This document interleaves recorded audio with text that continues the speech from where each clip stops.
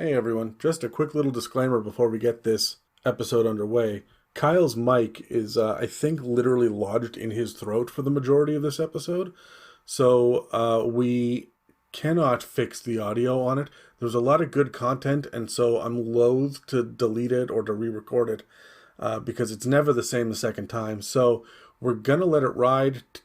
Terry and James are fine, but you might want to turn down your speakers just a little bit because Kyle may fucking blow them out. So there's your warning. Good luck. I hope it's all copacetic for everyone, but we acknowledge that this one's going to be a little bit rough to listen to. So get to your speakers in 5, 4, 3, 2, 1.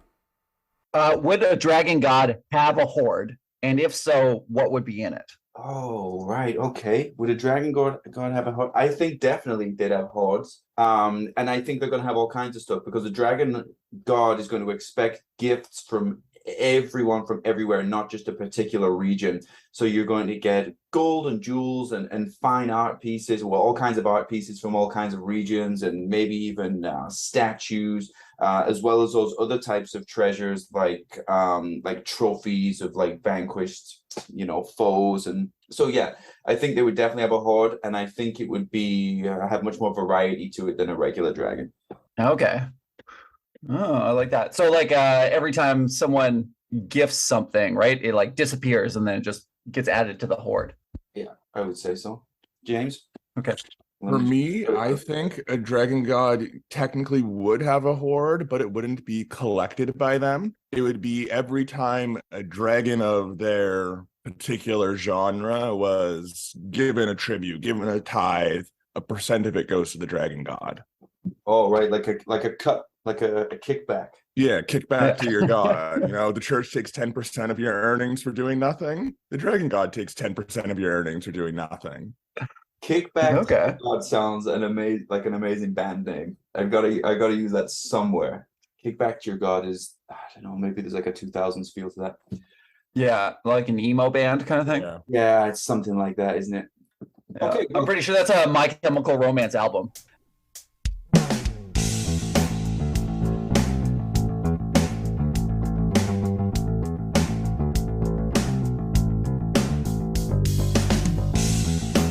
Welcome to the It's a Mimic podcast, where you never know what you're going to get.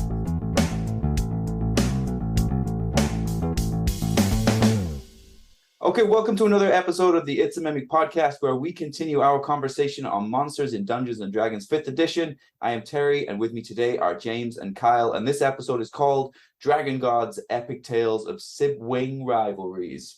Nice. In this episode of the It's a Mimic podcast, this panel of Dungeon Masters is going to don our holy vestments and pray to the big three dragon gods in the Forgotten Realms, and a couple more. But before we get started, let's be honest. If adult dragons suddenly appeared in our world the way they are presented in D&D, they'd be worshipped as gods. At what point do you personally join the dragon gods as a minion? At ancient, adult, or young? Yeah, there's so many dragons, right? And then only so many of them get to, I would say, advance to that older age because they're always trying to take each other out and they're always competing. So I think I would probably wait for adults unless there was like an imminent threat. Like a young dragon is still going to fuck you up no matter what. So if a young dragon is like, hey, I'm your boss now, you're going to go along with it, right? But you're going to be putting your 30 days notice in to move, and you're going to be trying to find somewhere else. So I would probably start adult if I could, or young if there's a threat. Okay, so desperation choices. It's desperation choices for me, yeah. So I'm going straight ancient. I want that power. That's when you're with Kyle. I'm selling my soul, I'm going ancient. But also, humans are very too much warmongering in the weapons we have. We could take out a young dragon and a good chance with heavy casualty and area loss an ancient adult dragon. So like ancient seems to be the only true concern for us. That's a good point. James took it a little bit further there. We're thinking like on a strategic scale, but I think you're correct. We probably could take out an adult dragon. I don't want to be part of that battle. I've said to Adam a couple of times, I'm the guy that I want to be on the 5th row of the Battle of Hogwarts. Like I'm like middle management. That's where I want to be. You're the cheerleader on the sub that shoots the nuke at the dragon. That's where I want to be. I don't want a job of any significance, but I don't want to be a grunt. I don't want to be the first 2 rows that go charging in first, because those are the guys that never get out the other side of it. Hopefully, by the time it gets to like the 5th row, I'll be there, but I don't want to be important enough that I'm expected to make significant decisions. I just want to blur in. Okay. Okay. I think it's funny. Go on, Kyle. I think it's funny that you're the only one that's actually served in the military too. Yeah, this comes from experience. Absolutely. Yeah. It's be 5th row. I think it was one of the leaders in World War II. I think it might have been Churchill. I might have been wrong. It might have been one of the Americans that said, don't be the person that dies for their country. Make the other guy die for his. I'm absolutely all about that. Yeah. All about that. War, by the way, is not a bunch of war. By the way, is just a bunch of 21-year-olds trying not to die. That's all it is. That's all it is. Okay. Before we get any deeper into this, let's cut to an ad break. We have previously covered quite a bit in our discussion on Dragons in 5th edition. For all those episodes and more, you can follow or subscribe on Spotify, Apple Podcasts, YouTube, and dozens of other podcast apps.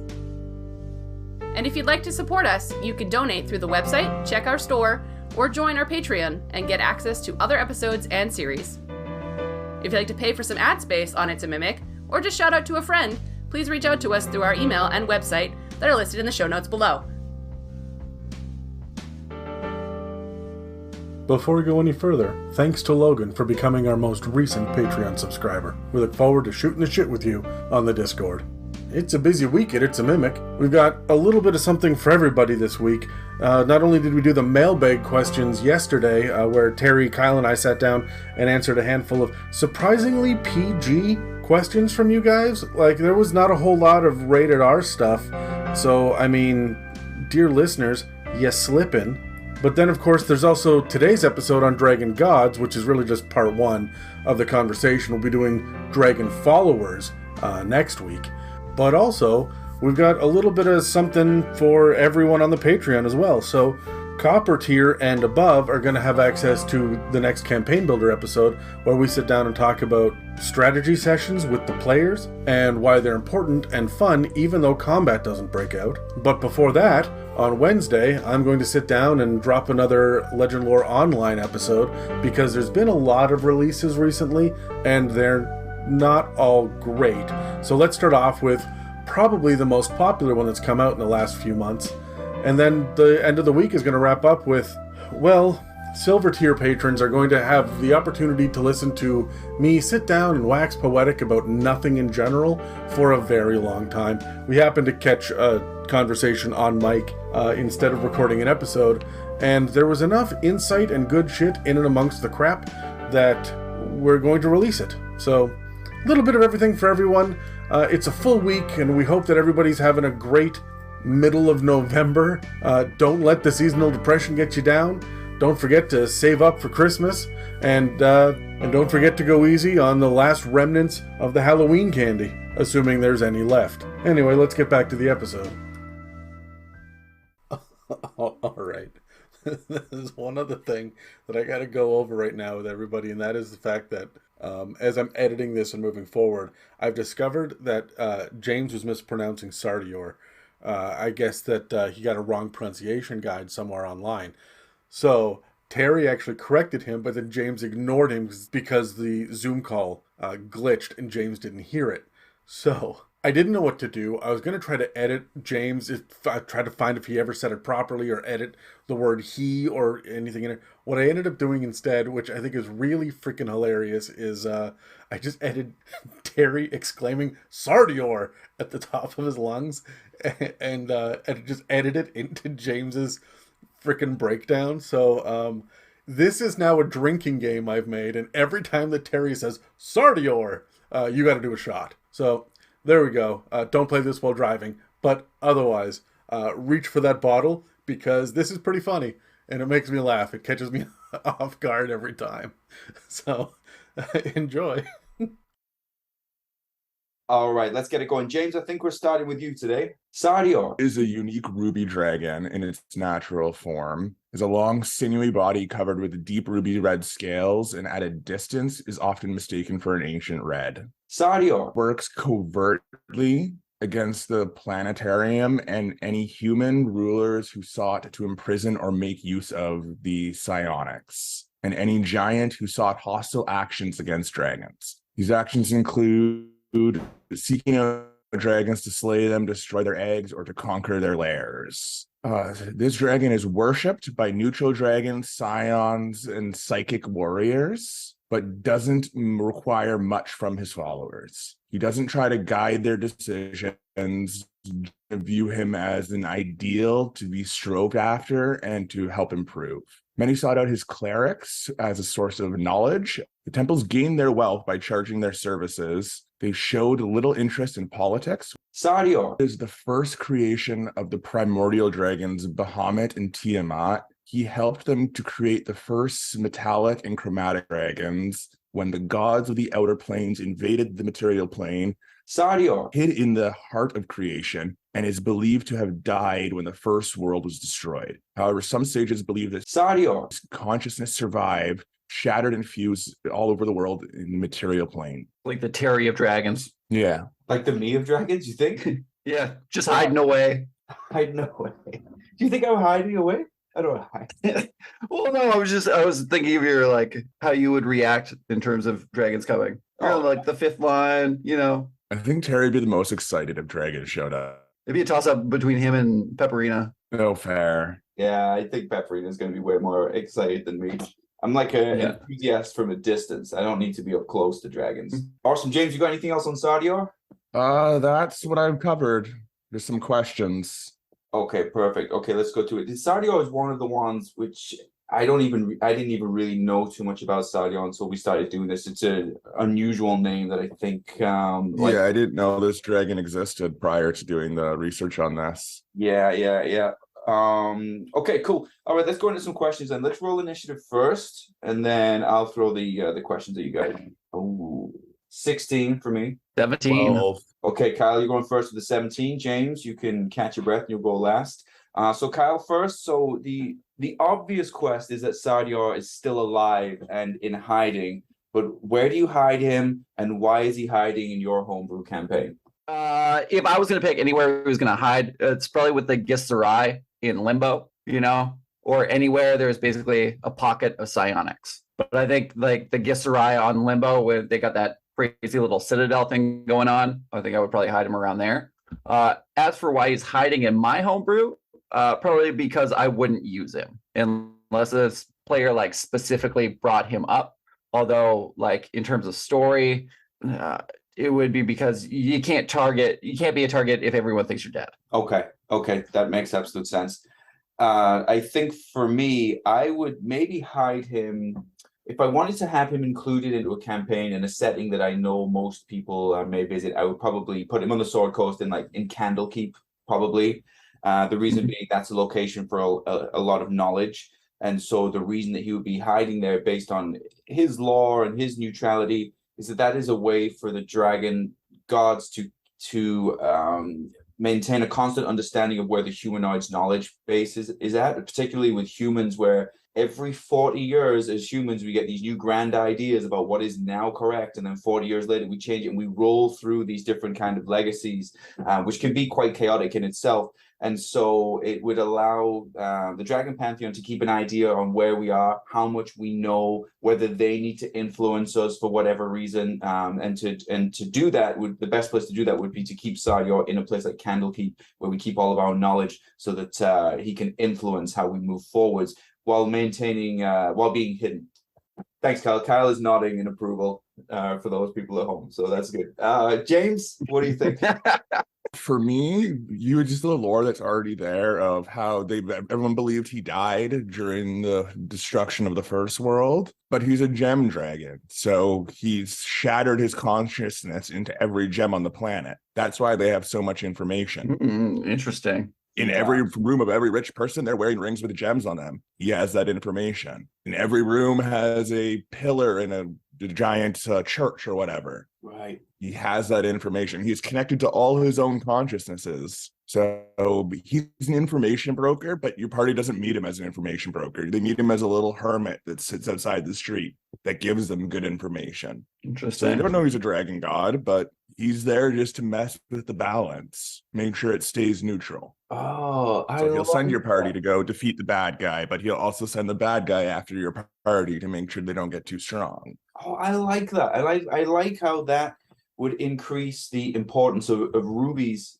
particularly within the game, right? You give them a significance, whether, maybe you can expand on that divided consciousness where they can connect to him in some way, because diamonds are the gem, which we know are more important within D&D, but I like the way how that increases the importance of other gems, and then you can expand on that for different reasons. So I really like that idea. Cool. Yeah. Okay. I like the idea of making a party really paranoid too, right? Like it just can repeat stuff that your party thinks it said in confidence, right? When they were alone. Right. I'm like, oh shit, how did he get that information? Like how is he spying on us kind of thing? I really like that idea, James. Yeah. I love it. What about role playing, Kyle? How would you role play this kind of dragon god? Oh, I mean, cagey and aloof, right? Like probably looking down on anybody who isn't a psionic. And yeah, just quick to kill like anybody that shits on dragons, right? No talk, just straight to business kind of thing. Right. Yeah. I see what you're saying.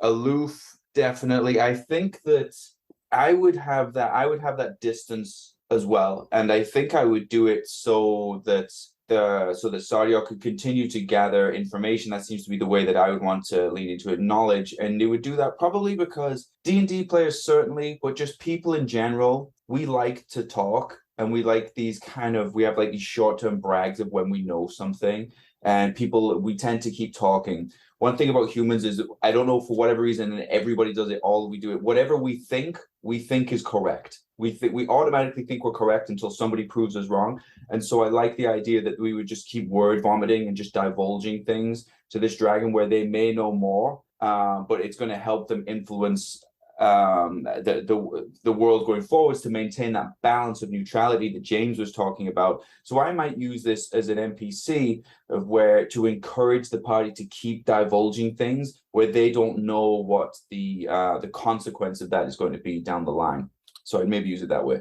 Okay, interesting. So in terms of, I guess, alignment, how would you play Sardior? Well, I like James's idea of maintaining the balance, so that for me, that everybody, all of us, has this idea of what we believe to be good, right, or what we believe to be evil. And really, it depends. It depends on who you are in that seat. I'm running Tyranny of Dragons right now, and I had this thing where, I won't spoil it, but there's a metallic dragon where they were trying to convince this metallic dragon that they were good and that they should help them because they're good. And he was saying, good for who? Good for the orcs, good for the dragons, they're the superior beings, and you're making them hide in lairs. Like, who is this supposed to be good for?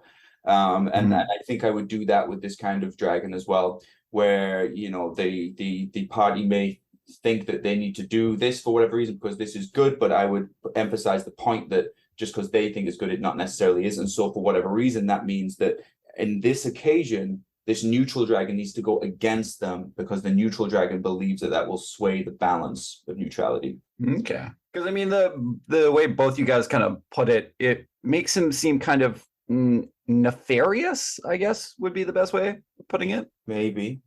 Yeah. This is just me like spitballing on the spot. I would flesh it out a little bit. I don't see it as nefarious as the same way like the Jedi during the original or the prequel trilogy are technically not like they're nefarious. They are in charge of the whole galaxy. There's no balance between the Force and Star Wars when the Jedi are fully in charge. Mm-hmm. That's the good guys winning, but that's not balance. Yeah. So what Sardior would have done was make sure the Jedi fell or make sure the Sith rose, one of the two, to bring balance. So I'm not saying I'm doing things nefariously. I'm making sure good can fight evil and evil can balance good. The necessary evil kind of thing. Because without evil, there's no good. And without good, people become evil. Right. I don't think it's nefarious either. I understand what James is trying to say with balance. And the way I try and put it across in my game is everybody thinks they know what good is or what their that idea of good is. But ultimately, it doesn't matter what you do. It is bad for somebody. And who decided that your good is more important than their good? Somebody's going to get hurt no matter what you do. There is territory. It's when humans take over more territory, somebody loses more territory. So who's good, right? It's so I would really play into that balance. Not that it needs to be a 50-50 split all the time, but if the good guys decide that they got to go to war for this good reason, well, that means that 30,000 innocent people on the other side are now going to get conscripted into this war and probably die, and they actually haven't done anything against you. If you don't go to war, then they don't die. So that's like, there's always that balancing act. And I like characters I like this type of morality because it challenges that all the time. Adam's really good with it as well. Like if you decide you want to go and kill a bunch of orcs, you'll show up at the orc camp and it'll be full of pregnant female orcs and children. Like he'll challenge you like that, and that's what I want to do with this type of god. Okay, cool. Check. Okay, what about exploration and clues, Tyler? Honestly, I had a whole different answer, but I really like James's original idea where he kind of splits his consciousness between all these rubies. And so building on what I said earlier is just, you kind of get clued in by him or this mysterious stranger repeating stuff verbatim that your party has said. And so they kind of have to slowly piece together, okay, well, how do we know what's the common connection between all these things and how it relates back to him, I guess. Yeah, absolutely. I think that seems to be, James, I really like that as well. And I can't think of a better one. Is the honest answer. I mean, you could do it through people, like an increase of followers, I think, but it's difficult with neutral aligned creatures, because how do you make something that's neutral more obvious in the world? You can tell when something more evil is happening, or if there's more of a good presence with things that are happening around. But when things are just staying neutral, it's hard to exaggerate that. But I like the idea of gems that are being scattered around and increasing their importance within the game. So I think I would probably copy that, and I would use that, I think, is my favorite so far. For me, I'd make sure the party, besides for like the little hint of verbatim repeating what the party said when they thought they were alone, I would give them no clues that this person exists as a dragon god. They may give clues that they exist as a really good information broker, but not as a dragon god. I'd never let the party know that. Okay, so they could go like the entire... The win condition of my D&D game is figuring out it's a dragon god. If you figure it out on day 2, game over, we're done. Everyone can go home.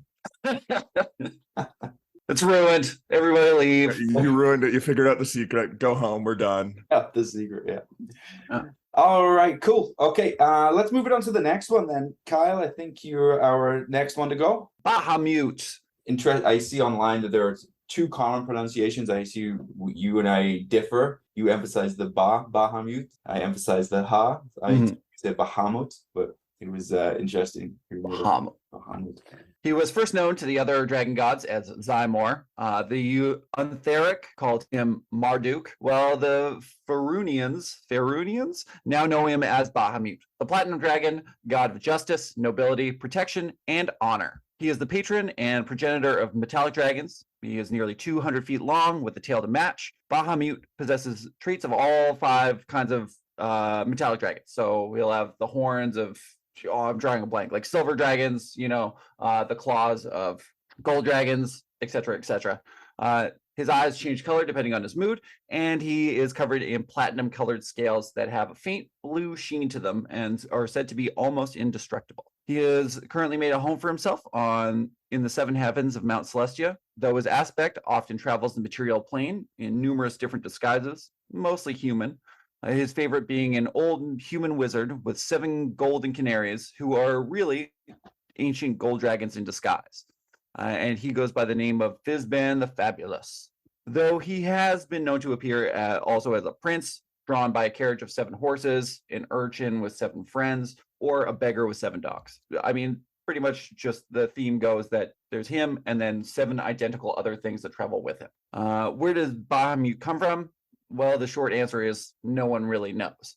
And depending on who you ask, you're going to get a different answer. It may be that he was the son of Io, also known as Asgarath, the dragon deity of creation, and the brother of Tiamat and Null. The dragon of Eberron believed that Tiamat and Bahamut were born from the sundered corpse of Asgarath after he was killed in the Dawn War, Well, according to gold dragons, he is the son of Tamara, the dragon goddess of life, light, mercy, and forgiveness, and Lendis, the dragon god of justice and the judge of dragons in life after death. Well, in Fizbans, we also get the Elegy of the First World, which states that Bahamut and Tiamat were formed from the chaos at the beginning of time. Now, I'll be honest, the shit gets pretty hazy to me after this. I mean, I spent hours going over the lore and backtracking through events, and frankly, dragon history is just out of control in the Forgotten Realms.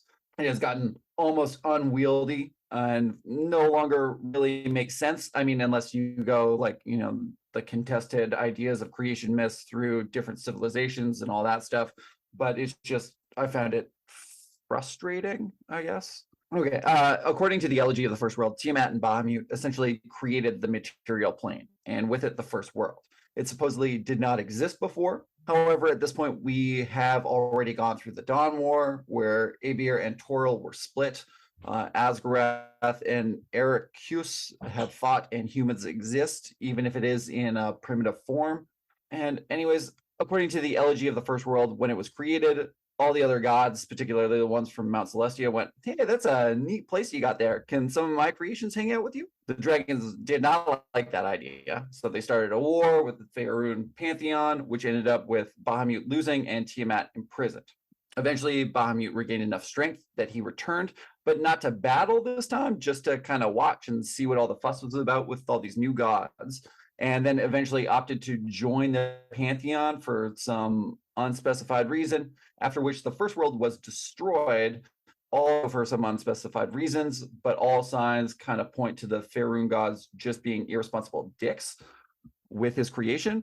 So after that came the Draco Holy War, a time in which dragons went to war over all things, what alignment Asgarath was. So like a petty religious squabble just got out of hand. And this saw a schism in Gold Dragon religion itself, with the younger Gold Dragons starting to worship Bahamut, while the older ones continued to worship Lendis and Tamara. And now this conflict also led to the Dragonfall Wars, which saw hostilities between Bahamut and Tiamat come to a new level, where in response to a worm general of Tiamat being killed by Bahamut, Tiamat creates the Dragon Spawn, forcing him in turn to create the Ux Bahamati, which function essentially as the beginnings of Dragonborn. Now, eventually, the Untheric Pantheon rose to prominence, at which time Bahamut changed his name once again to Marduk and joined yet another pantheon until he and Tiamat fought each other personally over a God King, in which both dragons die and essentially disappear from the world, since Bahamut didn't have enough followers to resurrect him. Until Gareth Dragonsbane traveled to the Abyss and destroyed the Wand of Orcus and brought back the Tree Gem from the destruction, which brought renewed interest in dragon gods and their worship from non-dragons, which restored Bahamut to deity status again. After all that comes the Spell Plague, during which time the House of the Triad on Mount Celestia is attacked by demons. Tyr and Torm, who are human gods, call for help. Bahamut answers, helping to destroy the demons, and as thanks, Tyr promotes Bahamut to, you guessed it, another fucking pantheon. Bahamut's allies are essentially any good aligned draconic creatures, be they full dragons, dragonborn, or half dragons. But I guess also Tyr and Torm, he is serving essentially in the same capacity as a knight. Yeah, so Bahamut is rarely traveling without his council of 7 gold dragons called Borkad the Claw, Huria the Eye, I'm gonna fuck these names up so bad, Songrad the Wing, Grumar the Voice, Maroshok the Tail, Troanaxia the Presence, and Urgala the Fang. And they essentially act as his court, advising him on matters of honor and serving as a sort of jury when they judge evildoers. They can also act as emissaries on tasks that did not require the god's personal attention. No one really knows where they came from, whether they were rigorously selected from among gold dragons, or whether they were once mortals who exemplified Bahamut's principles to such a degree that they were awarded the status after death. These gold dragons, as I said earlier, take many forms to blend in when Bahamut is walking the world in non-dragon form, but most often as the 7 golden canaries. Now I'm supposed to tell you how Paladine from Dragonlance and Bahamut differ, but to be honest, the lore is like so inconsistent that it's really hard to hammer out why. So if any listeners can give me a concise answer, I'm all ears. But frankly, they can both fuck off. My best guess is that Paladine is just more powerful, right? Like it's just, I think Bahamut is considered a lesser deity, where Paladine is like the upper echelons of. Right. Awesome, Kyle. Thanks. That was. Sorry, I'm cutting you off. Was there anything else for Bahamut? Oh yeah, I got more. So Fizbands gives us the aspect for Bahamut, which stands like at CR 30. So well, it should be a hard no in terms of ever having your party fight this thing. You know how parties can be. It is a gargantuan lawful good dragon with an AC of 23 and just shy of 600 hit points. It has a walking speed of 60 feet, burrowing speed of 60 feet, swimming speed of 60 feet, and 120 feet of flying. Its stats are all between 25 and 30, except for Dex, which sits at a lowly +4. It has massive bonuses to Con, Intelligence, Wisdom, and Charisma saving throws, as well as to Insight, Perception, and Persuasion. It is immune to Acid, Cold, Fire, Lightning, Radiant, Bludgeoning, Piercing, and Slashing from non-magical attacks, and from being Charmed, Deafened, Frightened, Paralyzed, and Stunned. It has True Sight out to 120 feet and a Passive Perception of 28.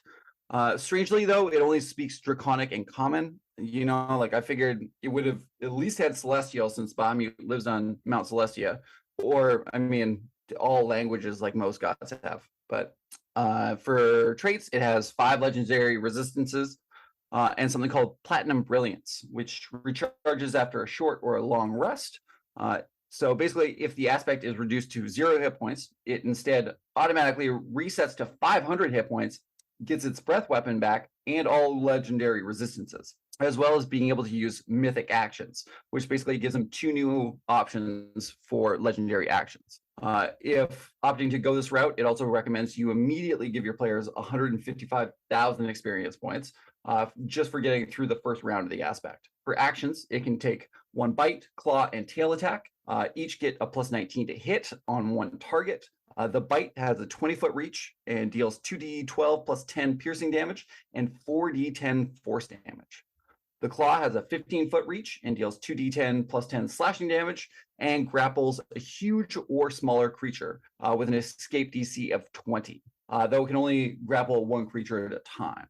The tail attack also comes with a 15-foot reach and deals 2d12 bludgeoning damage and forces the target to make a DC 27 strength save or be knocked prone. The 2 breath weapons recharge on a 5 or 6. The first is Exalting Breath, where it channels the winds of Mount Celestia in a 300-foot cone, and each creature of the aspect's choice regains 13 d10 hit points and is restored to life with full hit points if it has not been dead for more than an hour, which is just insane. It also has a Platinum Breath, where it shoots these radiant platinum flames in a 300-foot cone, dealing 12d10 radiant damage on a failed DC 26 Dex save, and half as much on a successful one. As a bonus action, the aspect can change its shape, magically transforming into any humanoid or beast, keeping all the same stats except for its size, until it uses another bonus action to either end this transformation or is reduced to 0 hit points. So in its first form, it gets 3 legendary action points, which it can spend 2 ways. And the first is an attack where it can make a claw or a tail attack, or it can choose Furious Bite, which costs 2 actions, where it can make a bite attack, forcing the target to make a DC 27 Wisdom saving throw, or be frightened until the end of the target's next turn. And once it has also used its Platinum Brilliance trait, it can then also use Celestial Shield for 2 actions, where 7 spectral ancient gold dragons like appear around him, and he gains 77 temporary hit points until the start of his next turn. I'm guessing the 7 gold dragons just represent the hit points, because it doesn't say how they would go into initiative and only last until the aspect's next turn. Finally, the last one it gets is Celestial Lances for 3 actions, where it conjures 4 massive lances of magical force that strike the ground in 4 different places within 150 feet of the aspect. Each creature within a 20-foot radius and a 100-foot high cylinder centered on each point must make a DC 27 Dex saving throw or take 7d6 force damage. A creature can only be affected by one lance at a time, so you can't drop them all on the same player, no matter how much you really want to. Awesome. Wow. Thanks, Kyle. That was a lot. It was good. There's a lot I didn't even know there. Okay, awesome. All right, let's go jump into our questions here then. So same initiative. Kyle, we're gonna keep you going first here. So good quest idea based around Bahamut. What do you think? Son of a bitch. I don't know. Dressed as just a regular dude. He asked you to go kill some of Tiamat's bastard children. Honestly, I didn't have a lot for this guy. It can be difficult for the good aligned dragons. So like I'll give you mine because I feel like with the evil aligned dragons and the dragon gods, it's so much more obvious what you're on the good side, you're trying to fight the bad guys, you come up with interesting ways to do that. It's harder with the good aligned stuff. The way I have Bahamut is he's quite involved in my Tyranny of Dragons campaign. And I have a paladin that's sworn an oath to Bahamut. And basically what I do is just make that oath, that good aligned oath that he has, just constantly inconvenient. Constantly. Like, for example, like Bahamut will have him doing things that he doesn't necessarily understand why he's doing it. So he may have to kill somebody who is very well known, who everybody believes to be good, and he's very well loved, and he'll have to do it publicly, and it seems like the wrong thing. And the bigger picture is that he's secretly not a good guy, and he's one of the bad guys in disguise and blah blah blah, but not everybody knows that. Or because he's sworn an oath for good, he cannot do anything evil ever, because he's sworn an oath to Bahamut. So he's constantly being tested with that. Things are put in front of him. I put, his backstory for this player was that he has beef with tieflings because tieflings killed his whole family, whatever, D&D backstories, And so I constantly put like those types of challenges in front of him to make him try and do something evil. And he knows that there is an ancient bronze dragon that will come and try and kill him if he does that, because he's failed and he's been assigned that task by Bahamut to do that. So it's I have that different kind of challenge where, yes, it's not evil aligned, but it's very difficult to maintain that standard of good. I try and pull ideas from like the Old Testament to kind of use with the Draconic Pantheon for that kind of thing. So that's what I would do. I'd play with something like that. Okay. Yeah, the moral quandary kind of thing.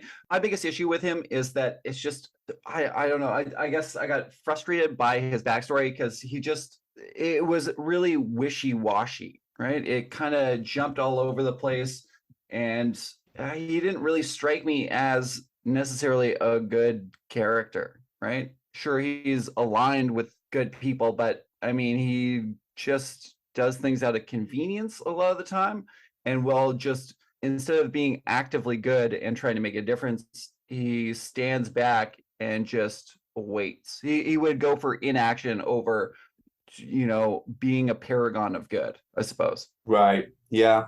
I think the way I kind of play that is that we maybe don't necessarily understand like good on what scale, like long-term good, because he might be thinking this is not good for the next 2,000 years, or not going to go well. And I know you want me to change it today, but that's actually not going to be the best thing. So I try and play it like that, like we just don't understand, because we're humans. The Bahamut works in mysterious way kind of thing. Bahamut works in mysterious ways and inconvenient ways often. James, anything on quests? Yeah, I had two ideas. One idea is Bahamut and Tiamat are siblings, and this all just got out of hand. They had a sibling argument millennia ago, worlds ago, and other dragons just picked their side, and it just increased and elevated to the point where they have to fight each other. They have to, quote unquote, kill each other just to get a break. So neither of them are truly good or truly evil. They're just fulfilling the role that everyone has pushed upon them. So either a quest based on that idea, like exposing that they're just running the motions at this point and they don't like this. Or my other quest idea is Bahamut sends you out to go take out zealotous bronze and gold dragons. So dragons that are supposed to be good, but their definition of good is too extreme. Like someone littered, they get killed. Right. So now you guys need to go out and take out these overly good dragons. Oh, interesting. By the definition of good. I like the way you've looked at those from different angles. I like the first idea where, we think that it's the dragon gods that are controlling what we're doing and why we're doing it, but it's actually just got out of hand, and now they feel like they are expected to maintain this moving forwards, even though that was not really their intention. Well, because at this point they know every dragon, both metallic and chromatic, could rise up against both of them, right? Just because they're no longer fulfilling their role. Toothpaste out of the tube. Yeah, I get it. Cool. That's interesting. Or like the idea that they've been silent for so long that people have lost sight of what their original mission is. And so now it's just kind of cascaded into an effect where, they think they're doing good, but they've forgotten the original meaning of Christmas kind of thing. Yeah. I like that. Awesome. Kyle, what about role-playing? I mean, I imagine him to just be like holier than thou. And, Kyle does not stand back, let people make their own mistakes. I just imagine him very hands off, right? Like, because when I was reading the lore, basically the original split between Tiamat and Bahamut was that they created the first world together, and then the Faerun gods came in and destroyed it. And Tiamat was pissed and was like, "I'm gonna fucking kill everybody." And Bahamut's like, "Nah, you know what? I'm just gonna chill out with them over there. Mistakes happen. That's what it is. Live and let live kind of thing." He strikes me as a very kind of like hands off kind of god. Yeah, I think I would play it that way as well. I'd play hands off. I would play it that the opposite being that Tiamat, I don't play that way. She's very involved. You know exactly what she wants, when she wants it, and you're expected to follow it. Bahamut, it's not entirely clear. It's not even entirely clear if he cares. You're not even sure if he's really listening. And I like that idea, because that's hard to work with. You think you know what you're supposed to be doing, but you're not really sure. And it doesn't seem to be confirming it either way. I'd play him like Kelso from the 70s show. Right, okay. An absolute idiot, but like more or less a heart of gold.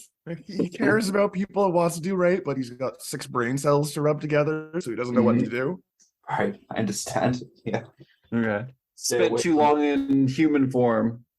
Yeah, exactly. Stay away from those people, internet, okay? They have all the best intentions, but incompetence will hurt you long term. So there we go. Great. Okay, exploration clues, Kyle. I imagine running across him in human form. Like, chances are, I think if you ever ran into Bahamut, you would never know it was Bahamut, right? I would imagine I would play him as some weirdo giving like really cryptic hints. Kind of someone who seems like kind of drug addled and just hanging out by themselves. I really like the idea of, the urchin just wandering around, kind of doing things, like the small little help that somehow comes in big at the very end. Yeah, I'm with you. I like it. Yeah, I've been playing it as not just the moral quandaries that I was talking about earlier, but for those people that claim to be aligned or followers of Bahamut, I give them just constant challenges, put evil in front of them that's coming from Bahamut. Like that idea of, the gods will give their best soldiers the biggest challenges. I do that. I put it constantly difficult, hitting all parts of the character sheet, whether it's like affecting their movements, not just their alignments, but like blinding them, giving them diseases, giving them everything. There are clear challenges that are coming from Bahamut. So there's like this long-term kind of test. I never have it, as it should never be easy to follow a god, particularly an evil god. That's how I play it. Okay, interesting.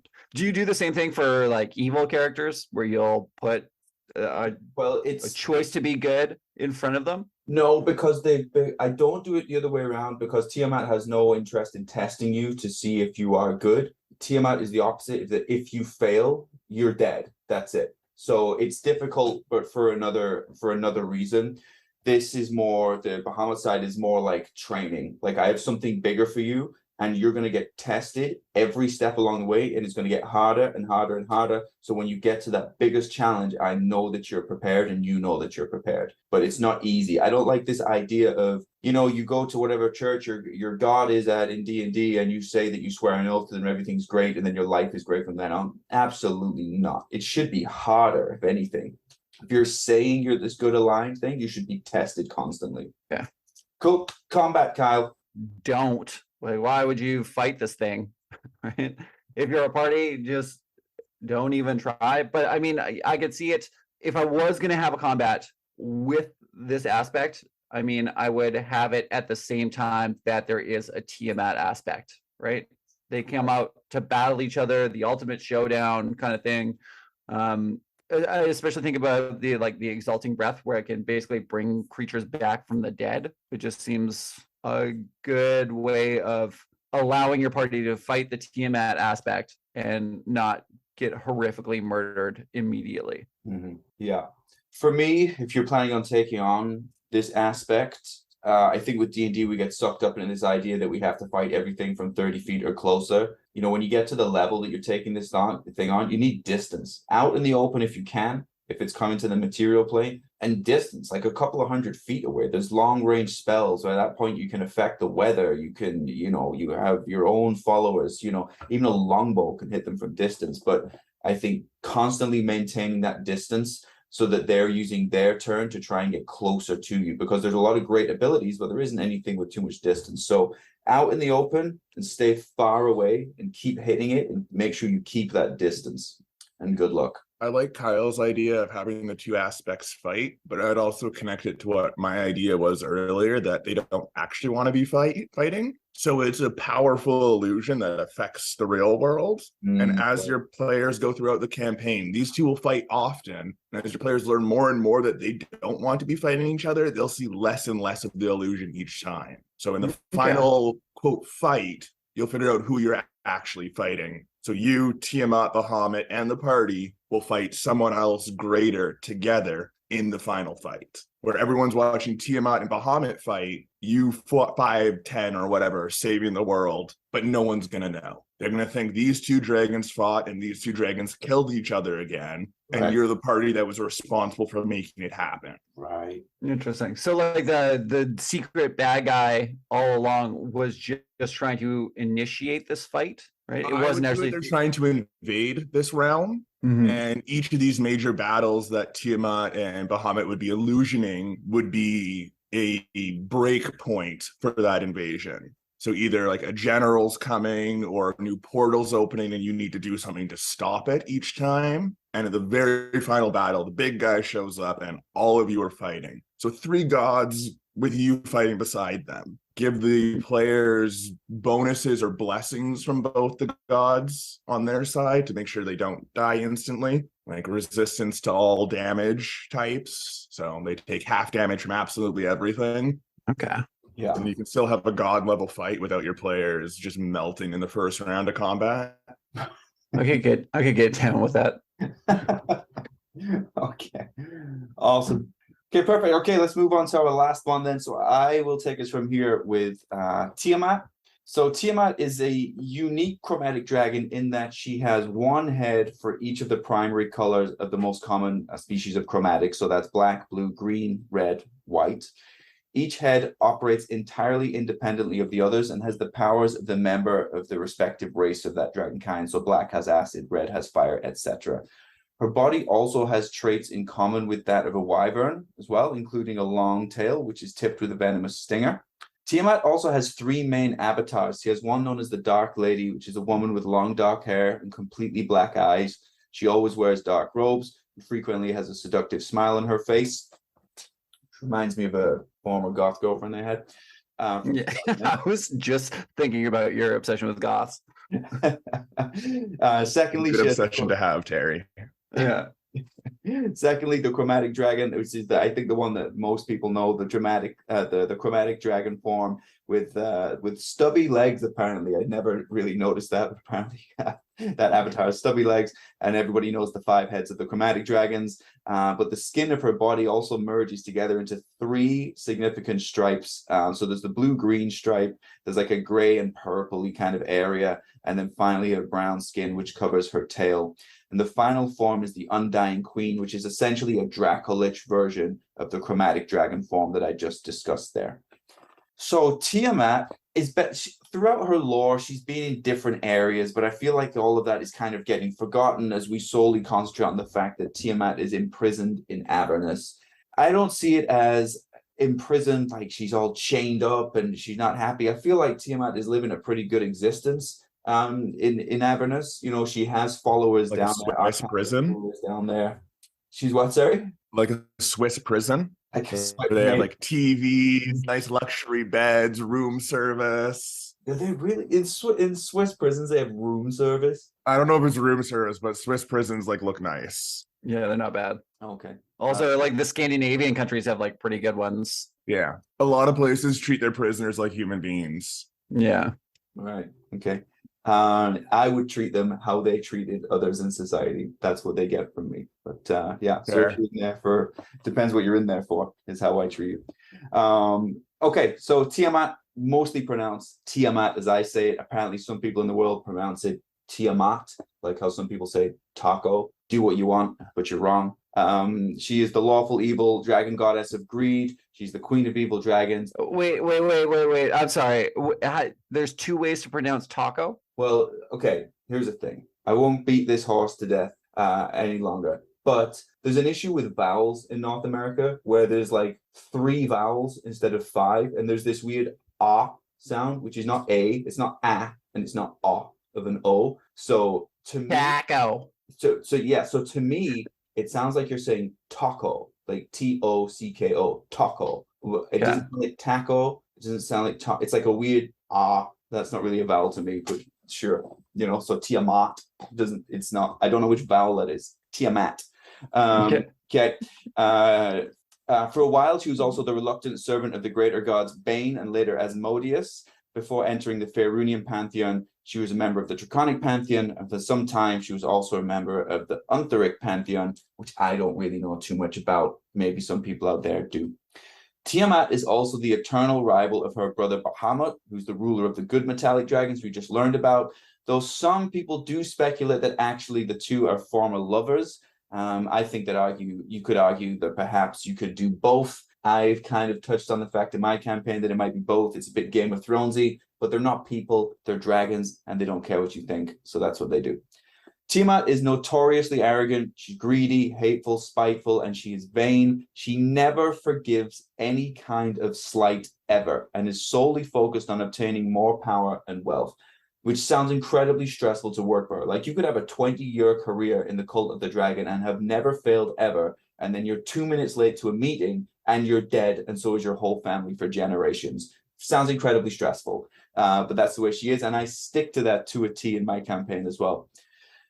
Kind of sounds like a toddler that was given immense power. A toddler. Yeah, a little bit. I also kind of imagine like you make a mistake your first day, like you put the emphasis on the wrong A in her name, and then she'll just never let you live it down. Yeah, that's it. Yeah, she disdains mortals. She regards them as disposable tools in her schemes. When needed, she is known to be charming and even fey-like, but her self-serving and reptilian personality will betray her sooner or later, as it does with all of us. I feel like people are on their best behavior when you first meet them, and eventually you start to see through the cracks of how they really might be. Not that everybody's bad, but I mean, we all have a personality. So I like the idea of seeing that come through. I imagine that I imagine that Tiamat will probably have like flash anger and then have to calm herself back down, but on a much more exaggerated scale. So Tiamat does enjoy the company of dragons, and she's known to have many great worm consorts of the chromatic varieties around her. She has an insatiable greed for treasures, but it is known that she does prefer her followers to bring those gifts to her instead of searching for riches on her own. I'm sure that's just a power play more than anything. Mm-hmm. Tiamat's agenda of wanting to take over control of the realms is widely known. She's been thwarted again and again by her enemies, but she has never given up. She has a particular interest in controlling some certain regions, Unther and Chesenta. And after the spell plague, she did show an interest in Murgholm, Tiamat there, and the Dragon Empires of Laracon. That's going to be deep lore for me. I don't know too much about those regions. There's a lot of regions in D&D, but those are regions that she has wanted to conquer. She's known to not like leaving her lair. However, she will if it helps her advance her agenda, but she typically will work through her church or her other agents in like the Cult of the Dragon.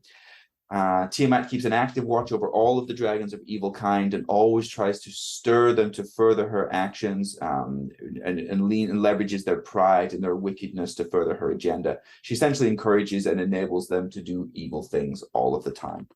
She does have some known relationships and followers. So Tiamat has made quite an impact on the cult of the dragon, and she's claimed some of their members as her worshippers.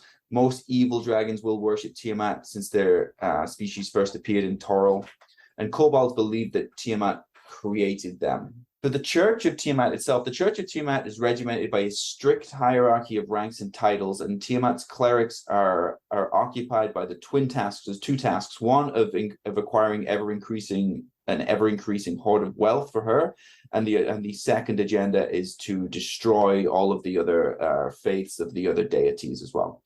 There are a number of named worshippers that she has in D&D lore. For those of you that have read the Tyranny or played the Tyranny of Dragons campaign, you'll have heard of Severin Selragian, Resmir the Half-Dragon, Narenvain of the Misty Forest, and Arkan the Cruel, who's Joe Manganello's character, who's becoming more and more popular in Tiamat campaigns.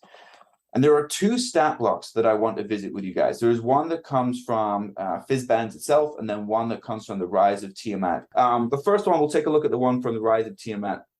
So she's a gargantuan fiend, okay, which means essentially she can be as big as you want her to be. The standard gargantuan size is 4x4 grid squares or larger than that. Armor class of 25 with natural armor. That is, and I'll point out the differences, that is different to the Fizban's aspect of Tiamat, which comes with an armor class of 23. In Rise of Tiamat, we see hit points of 615 compared to the Fizban's aspect of Tiamat with hit points of 574. The speeds are very similar. Tiamat does get a swim speed in the Fizban's aspect of Tiamat, though. The stats are particularly different. The stats are arguably stronger for the aspect of Tiamat. There are some stats that where Tiamat is dexterity, for example, in the Rise of Tiamat campaign, she has a dexterity of 10. She doesn't have anything under a 14 for the aspect of Tiamat from the Fizban's book. Your abilities will change somewhat as well. She gets multi-attacks, of course, with claw, tail, frightful presence that all of the larger dragons will get. The Fizban's book will give her legendary actions, or legendary actions she can do. She gets 5 legendary actions on that stat block, and they can be the breath weapons of any of those 5 dragon heads.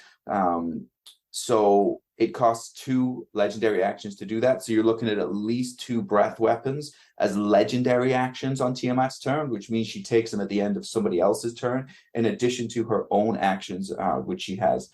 The aspect of Tiamat has some abilities that are similar or essentially the same as what Kyle went through with Bahamut. The chromatic flames, for example. So this is a 300-foot cone that then requires a DC 27 dexterity save, and you're going to be taking an average of 71 points of damage from that.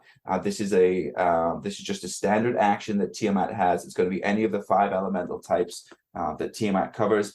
The legendary actions are a little bit different with the aspect of Tiamat from Fizban's. She has a Furious Bite. This costs 2 legendary actions. It's a single bite attack, but if the attack hits a creature, the creature is required to make a DC 27 Wisdom saving throw, or they will become frightened of the aspect until the end of their next turn.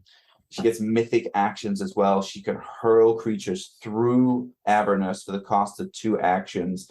That requires a DC 25 Charisma save, or you're going to take 44 psychic damage and be banished to Avernus, where you will return at the start of Tiamat's next turn, and you'll return 10 feet from her when you do that. So life's not going to get any better for you after that.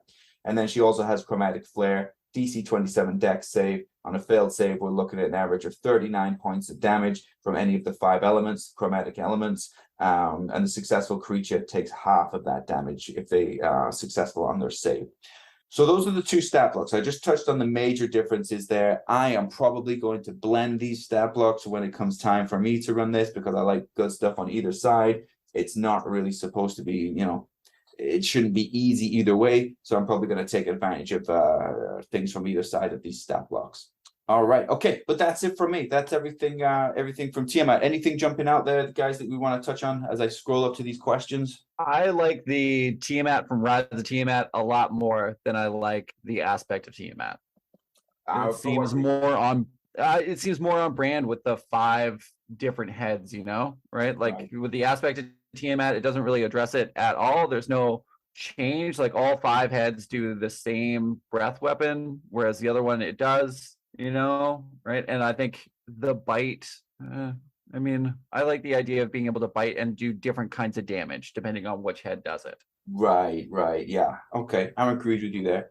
What about a quest, Kyle? Your old highest, what do you think for a quest? Okay, so I was thinking about, I mean, pretty standard. The cult is trying to free Tiamat from Avernus so that she can essentially destroy the world and reshape it in her own image.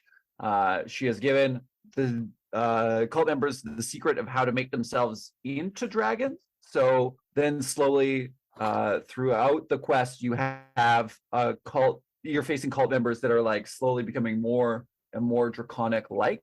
So I'm just imagining fighting some like creepy ass amalgams by the end of the campaign where it's, a full-on dragon with the wings and the long neck and the tail, except it just has a human face at the end of the neck. I'm with you. I like it. Oh, sorry. I was waiting for James, but he's going last.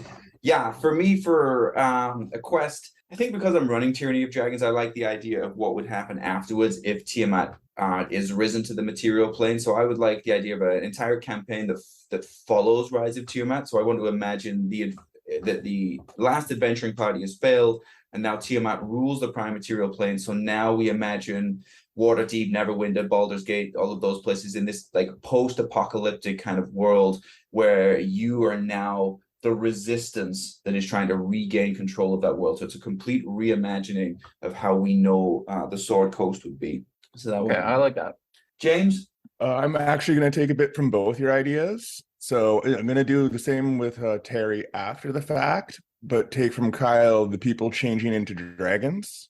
So what your party has to do, you're sent out from a sanctuary city that is protected by the Holy Order of Bahamut or whatever. So this city can't be attacked, but you're set out to kill every single one of those people that turned to get whatever part is so you can turn into a dragon and fight on more level ground. So you go from being even a level 20 human to a level 20 dragon at the very end. Essentially giving them true polymorph without giving them true polymorph. I like it. That's powerful. That would be, I think you need to be probably an experienced DM to run that because it's very experienced DM and an experienced party too. Yeah. It can't be run with people who don't know how this goes. Yeah. I like it. Or people who spend most of the time on their phone or don't pay attention. Like it needs to be a group that's dedicated to playing this. Yeah, there's going to be a lot to think about. Your stat block would change every few levels when you added a new piece of a dragon to you. So that'd be a lot of work for the players, a lot of work for the DM, and a lot of things to remember. Yeah, absolutely. It'd be fun as hell. It would be good. It would be good. Like epic level campaign. I like it. Cool. Kyle, what about role play? Okay. For role play, I mean, I imagine Tiamat to be very condescending, conniving, rude, and I would also have her just push buttons of the party to get a reaction. Like I would keep a list of all the things that I said that like irked a player character throughout a campaign, and then I would make sure that she said every single one during the final confrontation, right? Like just try to push them to like be furious by the time they start the battle. Yeah, definitely. That's attack the players, not the characters on that one, I think. Yeah, for sure. Yeah, I would probably do it very similar, incredibly arrogant. I think I would have it that you would have to do something really significant in her presence to even get her attention. Tiamat has no loyalty to anyone, even her own followers. She has no real respect for anyone. But I think I would lean into what Kyle's saying, absolutely, and whatever has irked the players or whatever will bother them. Even if that is, don't even acknowledge them. Even if they're talking, even if they try and talk with Tiamat, don't even look. Just talk over them. Talk over them. Don't even acknowledge it. Just keep talking to whoever you decide you want to talk to, because I know that bothers us. Like I have a thing with that. Like if I feel disrespected, I'm not good at being disrespected at all, and I'll let you know, and I'll make you cry. And I think if somebody was going to play Tiamat against me, that's all they need to do is ignore me, and I will go for overkill, and I will probably make mistakes because I would probably want to hurt them. I think that not physically hurt them, internet, just make them feel what I was feeling, that disrespect. All right, cool. James, role playing Tiamat. How do we do it? A bratty sibling at the end of the day. Like, yeah, she's all powerful. Yeah, she's evil. But at the end of the day, I feel like she's just a brat. She like doesn't get her way, so she has a temper tantrum, as a hissy fit. Someone doesn't respect her, so she beats them up, kills them, mocks them, does whatever. Like, I feel her just being a little sibling that her older brother ignored her for too long, and now she's trying to get attention. Okay. Yeah, I can see that. The bratty side I like, right? Because she's so powerful, you feel like this comes with a certain, and she's clearly very intelligent, but I think you think it comes with a certain amount of like wisdom or kind of composure. Yeah. But really to have just Like, I feel like they were born with these powers, so they're super intelligent toddlers, essentially. yes, yeah, So, yeah, you may be all powerful, but you don't have the lived experience of Right. someone who isn't all powerful. Your lived experience is you being a god and doing whatever the hell you want. Whereas most people, even who do become that powerful, had someone above them prior to. So they had to learn respect, learn to hold back, learn to understand the world around them. But when you're that strong and no one to challenge you, till Mhm. another group of gods came in centuries later and destroyed your home world, like, of course you're going to be both Bahamut and Tiamat. You're going to be standoffish as Bahamut and a bitch as Tiamat. Like, there's no way around it. Yes, yeah, Yeah. absolutely. Yeah, absolutely. What about exploration and clues, Kyle?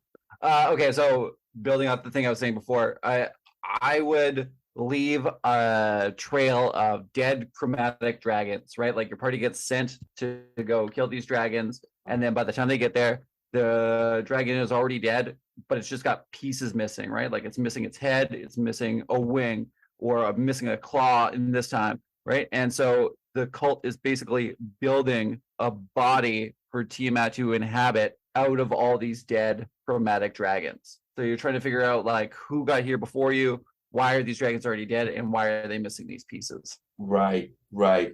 Yeah, I like that. I like the trail of the chromatic dragons. Yeah. I think I would really exaggerate the regional effects. I would have really widespread regional effects. I would have wildfires starting, storms coming, food spoiling, water turning acidic, the nighttime being really cold, noticeably colder than it used to be. And I would have this widespread across the land, not just within a certain 6-mile radius or something.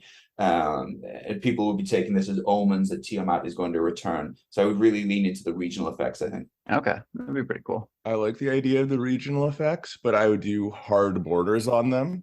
So 6, 10, 12 kilometers from the area, whatever it is, the area is engulfed in fire. But Right. 6 inches from that edge where the rest of the forest is, that fire's not spreading. The Oh, fire is yeah. going nowhere. That lake is filled with acid halfway through. The other half is a perfectly normal lake. So everything is to the extreme and to the edge, but doesn't go beyond its region. Yeah, yeah. Interesting, I like that. So you could be in a town on a lake where there's hundreds of towns, tons of fishing villages, and nobody knows the back half of the lake is a poison storm. Yeah. Nobody knows because nobody goes back there. There's no need to go fishing back there. Yeah. Then someone disappears, and that's how your party gets drawn in to the lake. And they realize, oh, half the lake's poison. Why the hell is half the lake poison? Oh, the forest is on fire at a hard line. Like, what's going on? Yeah, I like that. And then it's a significant moment when you make the conscious choice to cross that line to go Yeah. and discuss everything beside. Yeah, I like that. I like it. Kyle, combat. I mean, considering Tiamat's size and reach, unless you are fighting on a pretty big map area, you should be able to hit basically everybody without moving, right? So nobody would be safe any turn. I'm going to hit one person with the tail, one person with the hand, and one person's going to get bit, right? Every time. I don't imagine there is sort of a planned battle from Tiamat. I imagine like working into her character, it's just like blind rage, and that's how she fights. Right.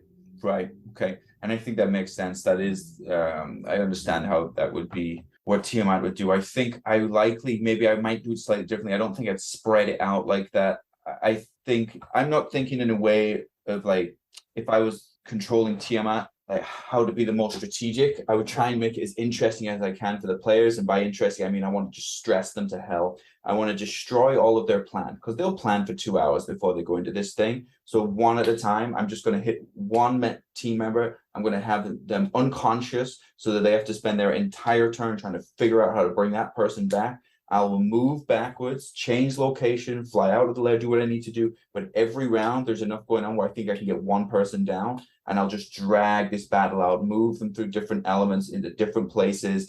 So ultimately, they can have their heroic moment if they do manage to get to the end. But I'm just going to make it as stressful as I can for one person at a time, so that they're always reacting to my bullshit, and they're never able to get their own plan off the ground. Yeah, that's a good idea. I would do similar where Tiamat fights extremely intelligently. Like, she knows your plan before you made it. Right. This, where as a DM, especially with Tiamat, I would do slight metaing when, as the DM, I know their plan. So I would allow Tiamat a bit of foresight into that plan. And the only way I would allow the players to have a good chance of beating her is to emotionally upset her. She's hard to actually get off her track when she's in battle, because this is her element. She loves this. But if you can get her truly mad, that's when she starts making major mistakes. So instead of going after the player that's right in front of her that has one hit point left that you could wipe out, she'll go for the person behind because he said boo to her. Right. Gives the party a chance to get their plan off the ground if they can get under her skin. And this is the one time she's almost impossible to get pissed off. I like that, James, because I appreciate the honesty to Tiamat's personality. Yeah. Like, if they do well and they piss her off, she will change, and she may become more reactive, or she will change somehow. So I like that, because then you're not ignoring the party's efforts of what they're trying to do to change the situation to themselves. So I like that. I think that's staying true to Tiamat's character. I think that's good. All right, so before we wrap it up, let's cut to our last ad break. If you've been inspired by the conversation in this episode, please feel free to reach out and share your creativity and ideas with us and the rest of the community. You can reach us on Facebook and Instagram, or on our subreddit r/itsAmimic. Also, if you're feeling particularly generous, please follow and subscribe, and leave us positive reviews, likes, and comments. Engagements like that help us pop up on search engines and keep this show running. And Kyle, I believe in our last 5 minutes here, you got a little something for us. Yeah, so we can't have a conversation about Dragon Gods without mentioning Eberron, because I think in this podcast we need to mention Eberron every single day. So Dave has covered them in depth in the Eberron series, and he did a couple of years ago. But I mean, here's a quick recap in case anybody missed it. So in the beginning, there was Tiberius, Eberron, and Kyber. Together, they created the 13 planes, which in each one of them embodied a different concept. And then they also created the material plane, where these 13 concepts could all kind of manifest together. So you get war with peace, chaos, order, all that stuff. So the only problem is that Kyber wished to rule it alone. So Kyber killed Tiberius, which created the ring of dragon shards that surrounded the planet. Kyber then sought to kill Eberron as well, but failed.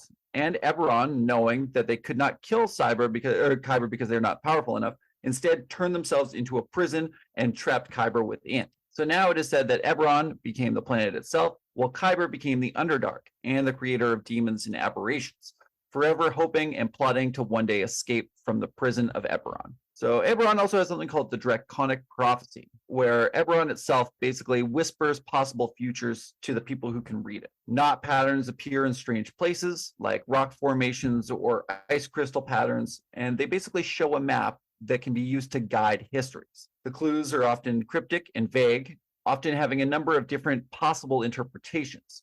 The example given is, if the Bear King is slain in the shadow of morning, the crown will fall from this nation, which could possibly mean the King Borinel of Brayland, since his herald is the bear, and the shadow could either be the morning land, or could also mean he is killed on the anniversary of the morning.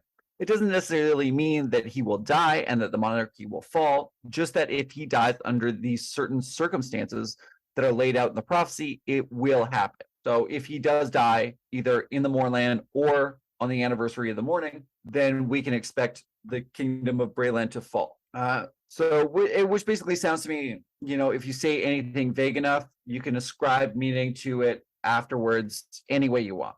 So, I mean, personally, I've never really cared for prophecy, but how do you guys feel about that? Yeah, prophecy. I wind it into my campaigns sometimes. I'm not too big on it because it can be difficult to kind of control the outcome of it. These games are chaotic when you play them over months and months. I like the idea, but I've found it to be difficult to execute. I think that's the idea with this. Like, you give it vague enough and you can basically figure out how it works afterwards anyway. Yeah, that's right. Cool. James, thoughts on that? I am 50-50 on prophecies there. It's as you said, Terry, they're kind of hard to accomplish, especially in a D&D game. And then you need to decide, is it a self-fulfilling prophecy by trying to not fulfill it, or are you able to change that? Right. And that adds a lot of extreme complexity to the game. And especially we'll focus more on one character, especially with a prophecy, because only one person usually cares about the outcome of the prophecy. Everyone else is like, if it happens, it happens. Oh, well. Yeah, that's a good point. It's got to be something that everybody cares about. And then maybe, the whole point is that the prophecy does not come true, right? Maybe we shouldn't be trying to force it.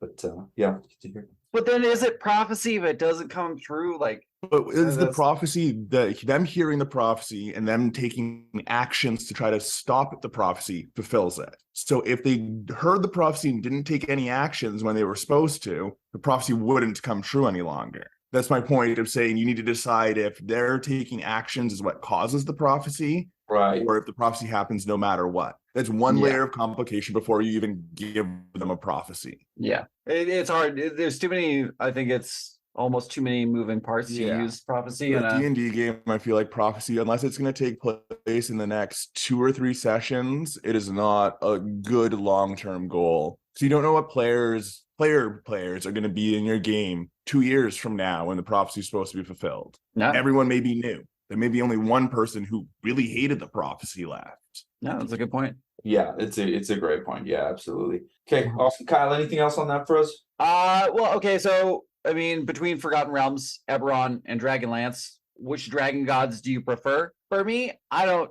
really care for Dragonlance as a whole. I find it a little too PG and morally black and white for my tastes. As for Forgotten Realms, the motivations just don't really make sense to me, right? Like Bahamut and Tiamat created the first world, then all these other gods are like, oh, sweet digs, mind if we move in? Big war ensues.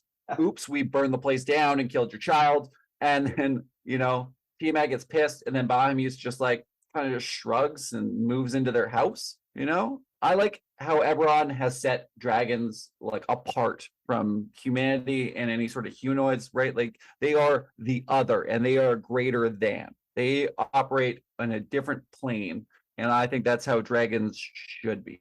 Right. Okay. Yes, I like what you're saying with Eberron. I got no beef with that at all. I think I agree with you on the problems with the dragons within the Forgotten Realms, but I think that is still my favorite because I like dragons and humanoids too. I like more intimacy between them. I like them to be close.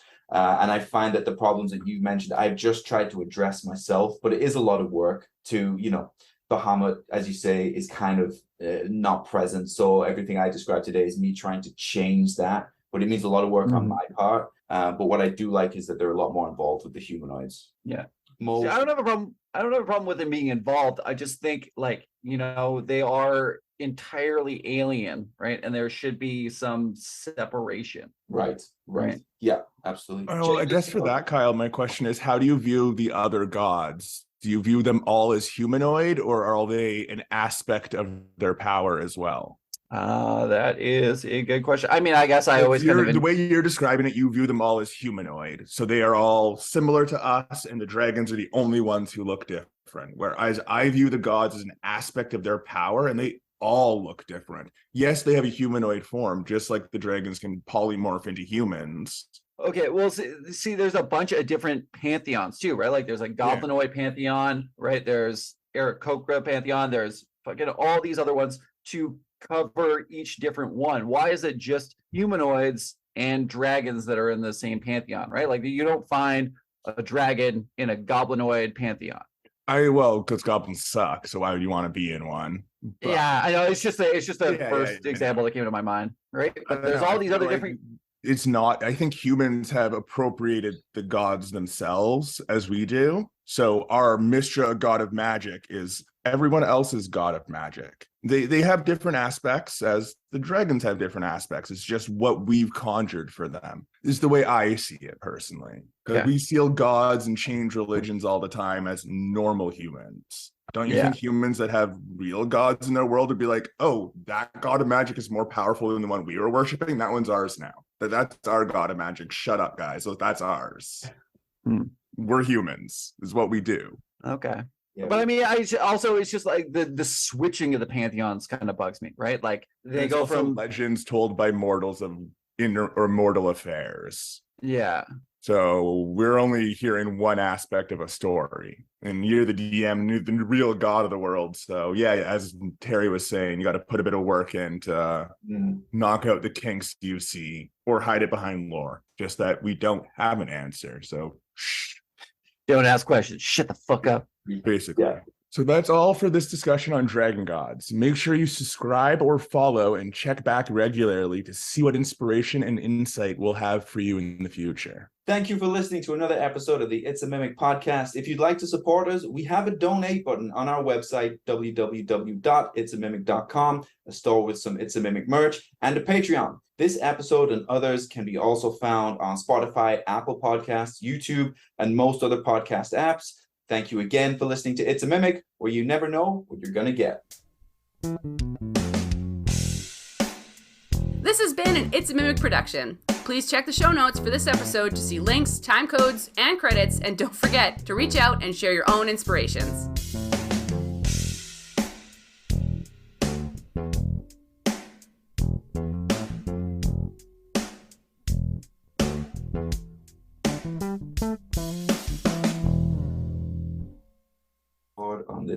No, we're not going to catch up first. No, we can do a catch up if you want. Straight to business. I get it, Terry.